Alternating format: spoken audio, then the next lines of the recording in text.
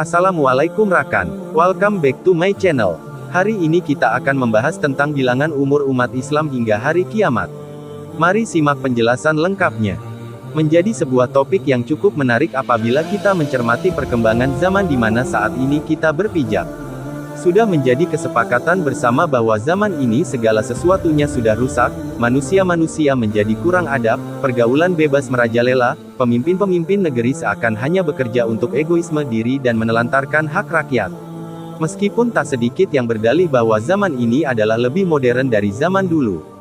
Mereka berkata ini zaman teknologi digital yang serba canggih, dan bersikukuh menganggap ini adalah zaman yang lebih baik dari sebelumnya meski cacat moral telah melanda hampir sebagian besar generasi penerusnya. Menariknya, periode zaman ini ternyata telah dikabarkan oleh Rasulullah Muhammad SAW melalui sebuah hadis yang masyhur. Periode an-nubuwah kenabian akan berlangsung pada kalian dalam beberapa tahun, kemudian Allah mengangkatnya. Setelah itu datang periode khilafatun, ala minhaj an-nubuwah kekhalifahan atas manhaj kenabian, selama beberapa masa hingga Allah Ta'ala mengangkatnya. Kemudian datang periode mulkan ad-don, penguasa-penguasa yang menggigit, selama beberapa masa. Selanjutnya datang periode mulkan jabrian, penguasa-penguasa yang memaksakan kehendak dalam beberapa masa hingga waktu yang ditentukan Allah Ta'ala. Setelah itu akan terulang kembali periode khilafatun, ala minhaj an-nubuwah. Kemudian Nabi Muhammad SAW diam, hadis riwayat Ahmad. Dalam hadis tersebut Rasulullah Muhammad SAW telah dengan jelas menyampaikan bahwa memang periode kehidupan manusia setelah datangnya Islam terbagi menjadi 5 zaman. Periode pertama adalah zaman kenabian an-nubuwah, di mana pada zaman itu Islam yang turun di Jazirah Arab datang sebagai agama yang membawa hidayah bagi manusia. Pada masa itu bertepatan pula dengan kemajuan dan perkembangan kerajaan Persia di timur dan Romawi di barat yang kekuasaannya membentang hampir meliputi sebagian besar wilayah dunia. Kemudian zaman kenabian ini selesai ditandai dengan wafatnya Rasulullah Muhammad SAW pada tahun 11 Hijriah. Kemudian fase kedua setelah nubuwah adalah fase khilafah, ala minhaji nubuwah. Kata khilafah artinya adalah pengganti. Maka makna fase khilafah, ala minhaji nubuwah adalah periode di mana umat Islam dipimpin oleh pengganti Rasul Khalifatur Rasul, yang masih berada pada jalan minhaj kenabian. Dan khilafah, ala minhaji nubuwah ini berlangsung selama 30 tahun sebagaimana yang beliau SAW sabdakan.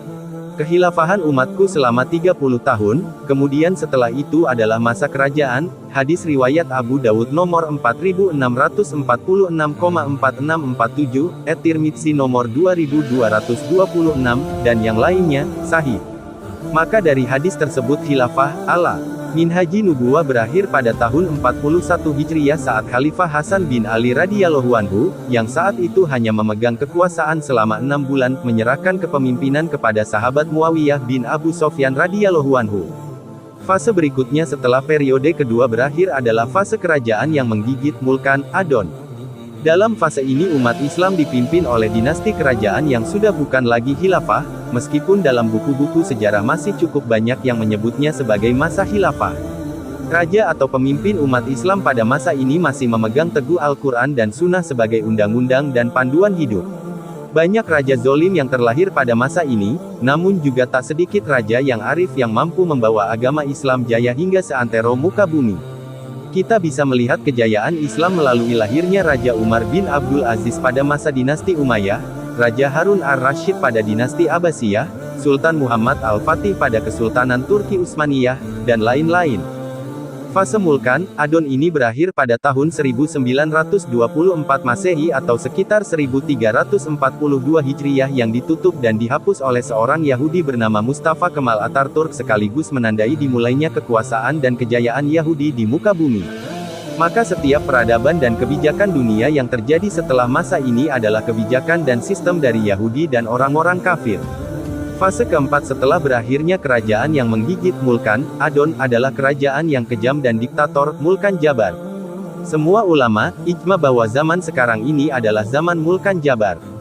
Zaman di mana para pemegang kekuasaan orang kafir dan Yahudi memimpin peradaban dengan sekehendak mereka sendiri. Salah satu contoh bahwa zaman ini adalah zaman diktator ialah dibatalkannya hasil pemilu demokrasi di Mesir yang memenangkan Dr. Mursi dari Partai Ikhwanul Muslimin, dan tetap digempurnya Palestina meskipun kelompok Hamas memenangkan pemungutan suara.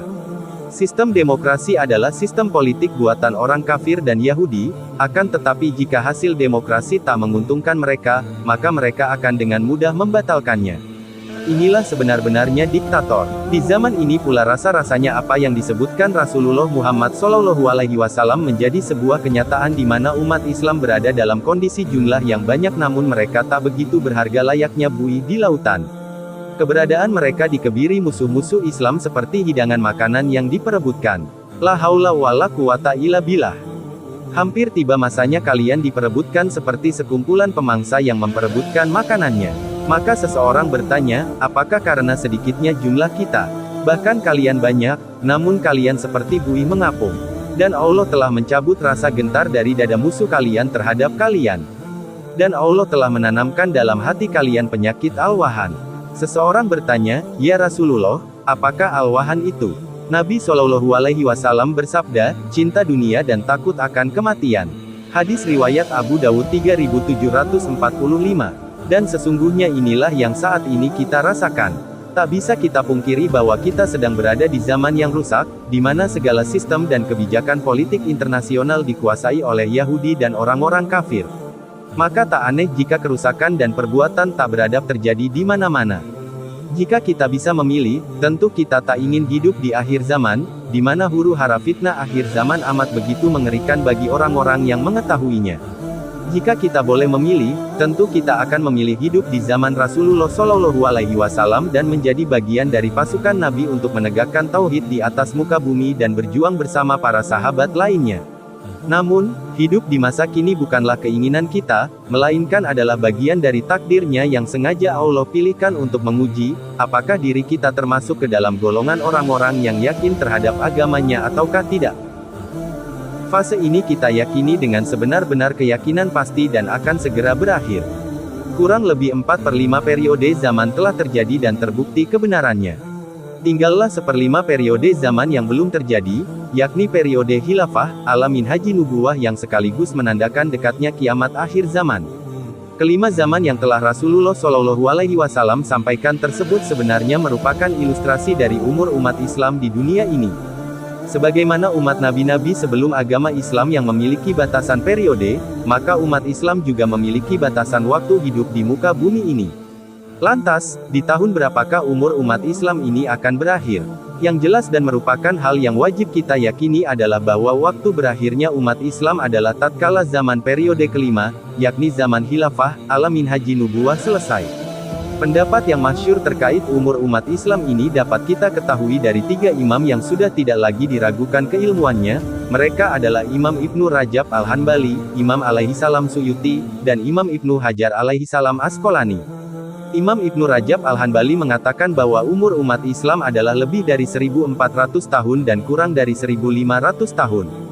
Sedangkan Imam Ibnu Hajar Al-Asqalani dalam kitabnya Al-Ijarah dan Kitabul Fitan bahkan mengatakan hal yang lebih spesifik yakni umur umat Islam adalah 1476 tahun. Jika saat ini kita berada di tahun 1436 Hijriyah, maka 1476 dikurangi dengan 1436 adalah 40 tahun. Apakah benar ini adalah umur umat Islam yang tersisa? Jawabannya bukan. Penanggalan Hijriyah dimulai dari peristiwa hijrahnya Rasul Shallallahu Alaihi Wasallam ke Madinah, maka angka 40 tahun tersebut masih harus dikurangi lagi dengan 13 yang mana adalah bilangan tahun sejak Nabi menerima wahyu sebagai tanda lahirnya Islam sampai beliau Shallallahu Alaihi Wasallam hijrah ke Madinah. Maka umur umat Islam tinggal 27 tahun. Dari penjelasan tersebut, jika pendapat yang disampaikan oleh Imam Ibnu Hajar dan Imam Ibnu Rajab tersebut adalah benar, maka dalam 27 tahun ke depan umat Islam akan mengakhiri zaman diktator sekaligus menyongsong datangnya zaman khilafah, ala minhaji nubuwah. Dan setelah khilafah akhir zaman itu selesai, umat Islam akan diwafatkan oleh Allah Subhanahu wa Ta'ala, kemudian keluarlah Yajuj dan Majuj sebagai tanda besar kiamat kubro dimulai. Bagi sebagian orang ini akan menjadi hal yang mengerikan dan menakutkan. Sebab memanglah hal yang wajar jika manusia merasa takut akan datangnya hari kiamat. Meski demikian, kita umat Islam yang hidup di zaman akhir ini sebenarnya bukanlah untuk terus-menerus menyanyikan lagu kesedihan dan berkeluh kesah atas ratapan rusaknya moral yang tak beradab. Mindset dan persepsi umat Islam haruslah segera diganti, bahwa sesungguhnya Allah telah memilih kita sebagai umat yang akan mengembalikan dan menghadirkan fase periode zaman kelima, yakni khilafah, ala minhaji nubuwah. Kitalah umat yang terpilih itu. Maka pilihan itu adalah di tangan kita sendiri. Apakah kita akan menjadi sekelompok orang yang turut menjadi pemain dan pejuang kemenangan agama Islam, atau menjadi kelompok yang fobia terhadap hadirnya zaman kelima itu, zaman khilafah yang tegak di atas manhaj kenabian, ataukah jangan-jangan kita akan menjadi penonton yang hanya bisa menyaksikan pergulatan akhir zaman? Selamat berjuang. Anggaplah segala bentuk kezoliman yang terjadi di muka bumi sekarang ini sebagai badai yang harus dihadapi. Karena terkadang Allah sembunyikan matahari, kemudian Dia datangkan kilat bahkan petir. Kita pun menangis dan bertanya-tanya, kemanakah hilangnya cahaya? Rupa-rupanya Allah hadiahkan kita pelangi.